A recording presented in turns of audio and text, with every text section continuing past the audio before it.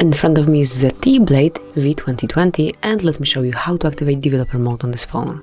So first of all, you need to open the settings, then find and select system, and here you will find developer options.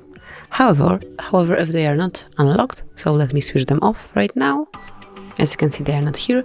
You need to unlock them via About Phone. So just click on About Phone, and here click 7 times on build number. Then draw your unlock pattern if you have one, and as you can see, from now on you are a developer. And that's it. As you can see, from now on it also can be found right here. So this is it, that would be all. This is how you can activate developer options, how you can reach them, and also how you can turn them off. Thank you for watching. Please subscribe our channel and leave the thumbs up.